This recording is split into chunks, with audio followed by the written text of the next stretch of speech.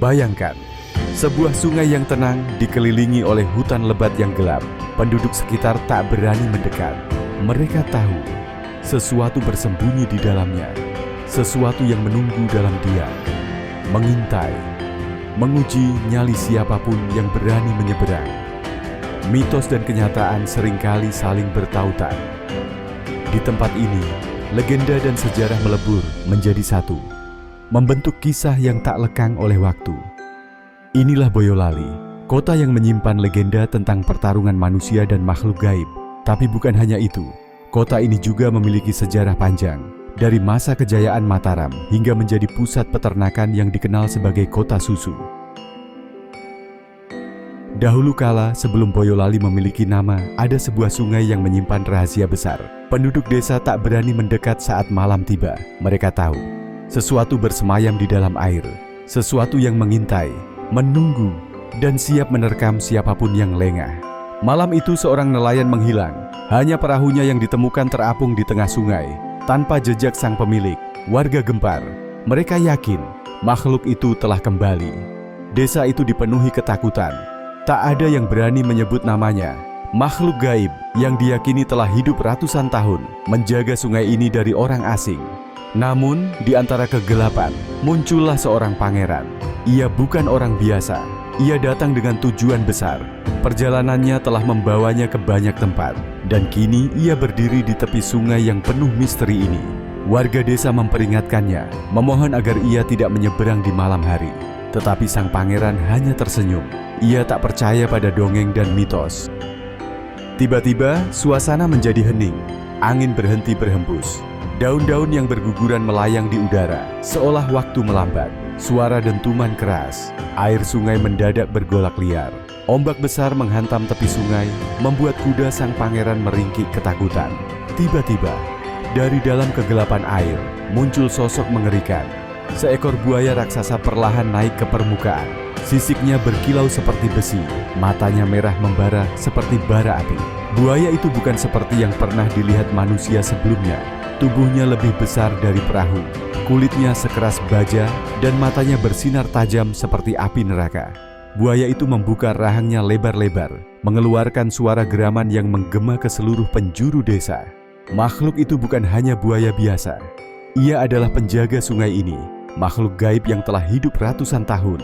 Dan malam itu, ia menantang sang pangeran dalam pertempuran hidup dan mati. Sang pangeran mencabut kerisnya, bersiap menghadapi serangan. Air sungai bergejolak liar. Pangeran dengan sigap menghindari serangan pertama, melompat ke tepian dengan gesit. Buaya raksasa itu menerjang, taringnya nyaris merobek tubuh sang pangeran. Pertarungan sengit. Pangeran melompat ke punggung buaya, menusukkan kerisnya. Namun, kulit makhluk itu terlalu keras. Serangan demi serangan dilancarkan, namun makhluk itu tak mudah ditaklukkan. Ia terus mengamuk, menciptakan pusaran air yang nyaris menelan sang pangeran. Petir menyambar langit, sang pangeran mengerahkan seluruh kekuatannya. Lalu dengan satu ayunan terakhir, ia menghujamkan kerisnya tepat di mata buaya raksasa itu. Buaya itu mengeluarkan suara raungan yang menggetarkan tanah. Ia menggelepar, lalu perlahan tenggelam ke dasar sungai, menghilang dalam kegelapan. Sungai kembali tenang, tak ada lagi pusaran air, tak ada lagi gelombang liar, hanya riak-riak kecil yang tersisa, seolah sungai itu baru saja menelan sesuatu yang telah lama menghantuinya. Sang pangeran berdiri di tepi sungai, menatap air dengan napas tersengal. Namun saat ia berbalik untuk kembali ke desa, ia merasakan sesuatu yang aneh. Pangeran tampak kebingungan, lalu perlahan menggelengkan kepala. Ia lupa apa yang baru saja terjadi. Pertempuran sengit itu, buaya raksasa, semuanya hilang dari ingatannya. Kemudian warga desa berlari mendekat, menatapnya dengan penuh keheranan. Pangeran itu, yang baru saja bertarung melawan makhluk gaib, tak lagi mengingat apapun. Hanya sungai yang tenang di hadapannya, seolah tak pernah terjadi sesuatu. Para penduduk berkumpul, berbicara satu sama lain. Dan sejak saat itu, wilayah ini dikenal dengan nama Boyolali, dari kata Lali Boyo, yang berarti lupa dengan buaya. Kini, nama itu tetap dikenang, menjadi bagian dari sejarah dan budaya masyarakatnya. Sebuah legenda yang tak hanya tentang pertempuran, tetapi juga tentang misteri yang masih menyelimuti Boyolali hingga hari ini. Dalam sejarah, Boyolali merupakan bagian dari wilayah kerajaan Mataram Islam yang dipimpin oleh Sultan Agung. Pada masa itu, Boyolali menjadi daerah penting yang menghubungkan jalur perdagangan dan pertanian antara pesisir utara dan pedalaman Jawa. Sultan Agung berusaha memperluas wilayah dan memperkuat pertahanan terhadap kolonial Belanda di Batavia. Sebagai bagian dari strategi ini, Boyolali berperan dalam penyediaan logistik, termasuk bahan pangan dan persenjataan.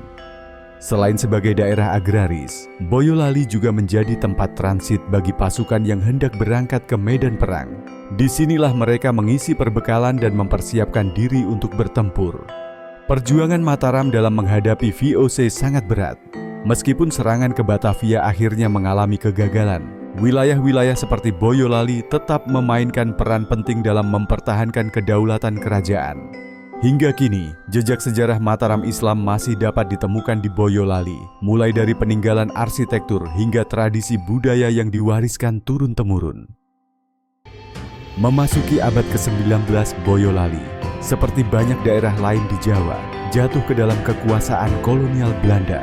Sistem pemerintahan kolonial mulai diterapkan, mengubah tatanan sosial dan ekonomi masyarakat. Pada masa ini, sistem tanam paksa atau Kulturstelsel diberlakukan oleh Gubernur Jenderal Johannes van den Bosch pada tahun 1870. Boyolali yang memiliki tanah subur dipaksa menanam komoditas ekspor seperti kopi, tebu, dan nila, yang hasilnya sebagian besar disetorkan ke Belanda. Bagi rakyat, sistem ini adalah bentuk penindasan. Mereka yang tidak mampu memenuhi kewajiban tanam paksa sering dihukum berat, bahkan dipenjara atau dipekerjakan secara paksa di proyek-proyek kolonial lainnya.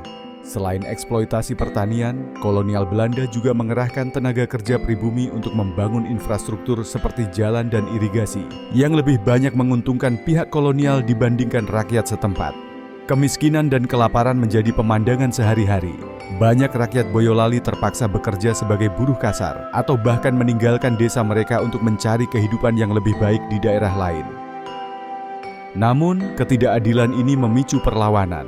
Banyak tokoh lokal yang diam-diam mengorganisir pergerakan melawan kolonialisme. Beberapa di antaranya tergabung dalam gerakan-gerakan perjuangan yang kemudian menjadi bagian dari kebangkitan nasional. Meskipun mengalami penderitaan panjang di bawah kolonialisme, semangat rakyat Boyolali untuk merdeka tidak pernah padam. Mereka menanti saat ketika negeri ini bisa bebas dari cengkeraman penjajahan. Setelah Indonesia merdeka pada tahun 1945, Boyolali memasuki babak baru dalam sejarahnya. Tidak lagi di bawah kekuasaan penjajah, masyarakat mulai menata kembali kehidupan mereka. Namun, jalan menuju kesejahteraan bukanlah sesuatu yang mudah. Boyolali, seperti banyak daerah lain di Indonesia, masih harus menghadapi tantangan besar setelah kemerdekaan. Pada awal kemerdekaan, Boyolali masih menjadi daerah agraris yang bergantung pada hasil pertanian dan peternakan. Namun, kondisi ekonomi yang belum stabil serta infrastruktur yang masih terbatas membuat kehidupan masyarakat berjalan lambat. Sebagai daerah pertanian, Boyolali dikenal dengan hasil bumi yang melimpah. Namun, ada satu sektor yang kemudian berkembang pesat dan menjadi ciri khas Boyolali hingga sekarang: peternakan sapi perah. Boyolali menjadi pusat peternakan sapi perah terbesar di Indonesia. Susu segar dari daerah ini mulai dikenal luas, tidak hanya di Jawa Tengah, tetapi juga di berbagai wilayah lain. Para peternak bekerja keras, bangun sejak subuh untuk memastikan sapi-sapi mereka sehat dan menghasilkan susu berkualitas tinggi. Seiring waktu, industri susu mulai berkembang.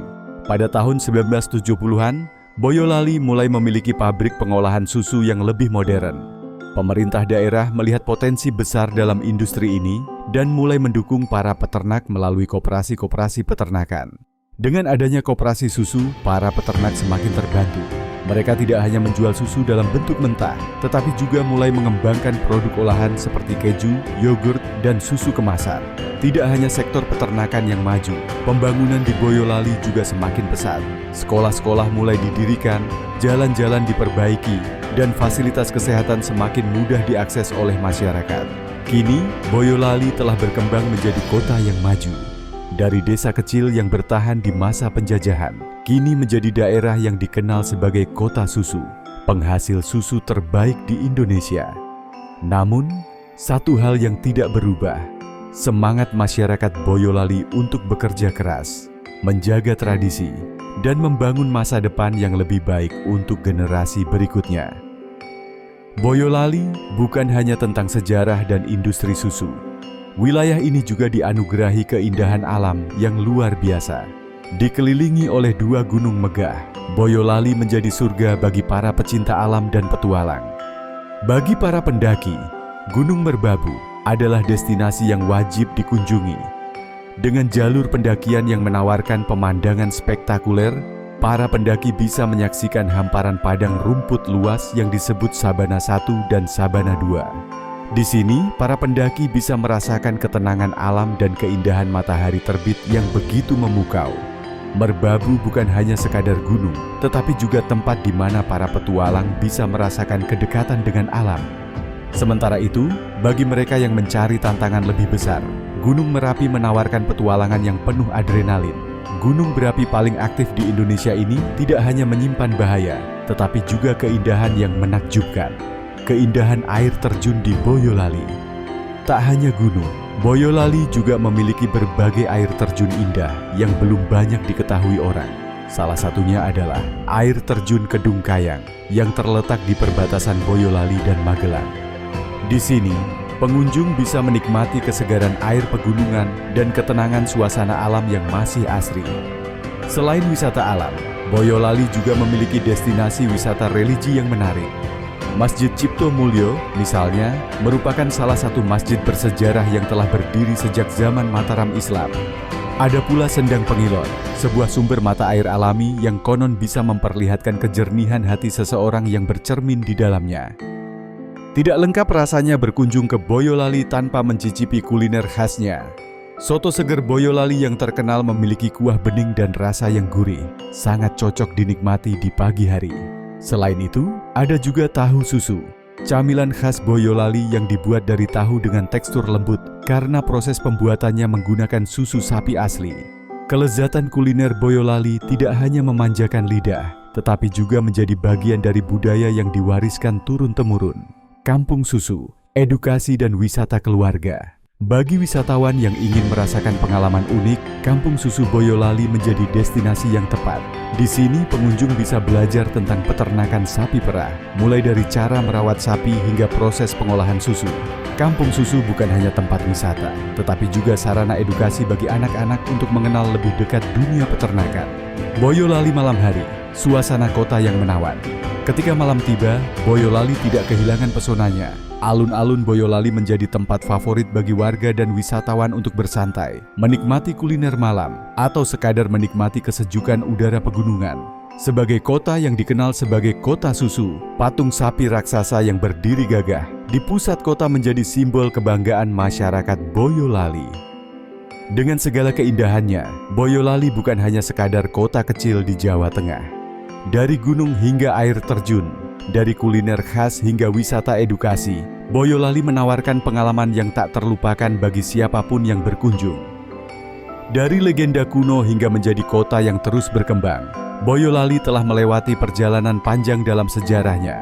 Sebuah daerah yang dulunya hanya dikenal sebagai pemukiman kecil, kini tumbuh menjadi pusat agribisnis dan peternakan yang membanggakan. Keindahan alamnya memukau, sejarahnya kaya akan makna, dan masyarakatnya penuh semangat. Boyolali bukan sekadar kota kecil di Jawa Tengah, tetapi juga simbol ketangguhan, kerja keras, dan inovasi. Kini, Boyolali menghadapi masa depan dengan optimisme. Dengan teknologi pertanian dan peternakan yang semakin maju, dengan pembangunan yang terus berkembang, Boyolali siap menghadapi tantangan zaman tanpa melupakan akar budayanya. Dari mitos hingga kenyataan, dari cerita rakyat hingga kemajuan modern, Boyolali tetap berdiri kokoh, menjadi bagian dari Indonesia yang terus berkembang. Boyolali, kota susu, kota sejarah, kota masa depan. Itulah tadi kisah asal-usul dan legenda kota Boyolali. Jangan lupa like, komen, dan subscribe. Tunggu kisah lain lagi di Ruang Cerita dan Sejarah.